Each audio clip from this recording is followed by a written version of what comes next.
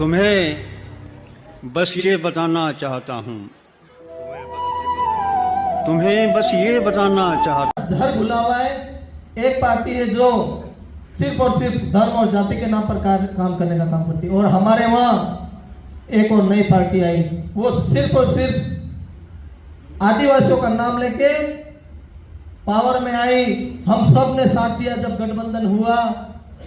हमने जिनको पहुंचाया, अर्श से फर्श तक पहुंचाया, और वो जीत के संसद में जाने के बाद बोलते हैं कि हम तो हमारे दम पे जीते। अगर आप में ताकत थी तो आप अपने दम पे लड़के और जीत के दिखा देते, हम मान जाते कि आप में ताकत है।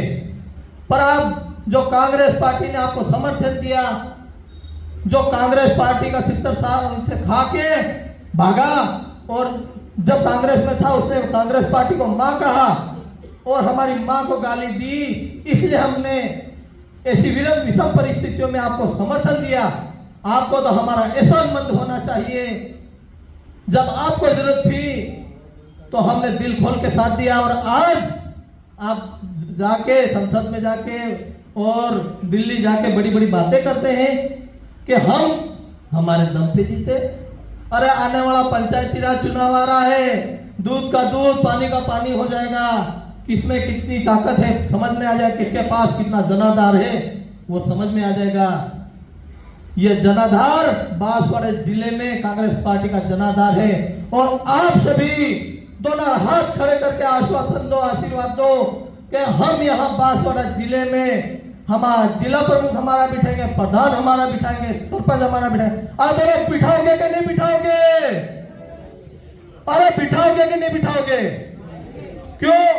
कि 5 सरपंच से लेकर प्रधान और प्रमुख हमारा बैठेगा तो हम नीचे से लड़ाई लड़ेंगे, तो उनकी सरकार होगी, शासन होगा, प्रशासन होगा, पर वो विकास में कोई अपने से आगे नहीं बढ़ पाएंगे। हमको विकास से वंचित नहीं रख पाएंगे, क्योंकि पैसा राज्य सरकार देती है तो पैसा सीधा जिला परिषद में आता है, और जिला परिषद से पंचायत समिति, और पंचायत समिति से अपने पंचायत में आता है।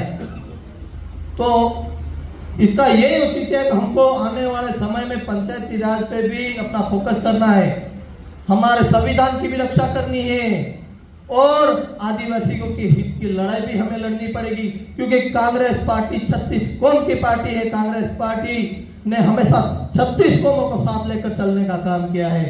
चाहे आप अभी भाई खड़िया जी बात कर रहे थे वक्फ बिलों पर, जब अल्पसंख्यक लोग कह रहे हमें इस वक्फ बिल की जरूरत नहीं है, तो ये भारतीय जनता पार्टी के ऊपरी नेता क्या सिद्ध करना चाहते हैं। इसलिए हमें सोचना पड़ेगा, हमें समझना पड़ेगा, और संविधान के लिए हमें लड़ाइयां लड़नी पड़ेगी। जैसे हमारे देश के नेता, ऊर्जावान नेता राहुल गांधी जी ने लड़ाइयां लड़ी और अपने पैरों से कश्मीर से लेकर कन्याकुमारी तक पूरे देश को नाप दिया, और हमें तो सिर्फ अपनी पंचायत, हमारी विधानसभा और हमारे जिलों को ही नापना है। इन्हीं बातों के साथ अपनी वाणी को यहीं विराम देता हूँ। जय हिंद, धन्यवाद और आभार। वाणी को समाप्त करूंगा।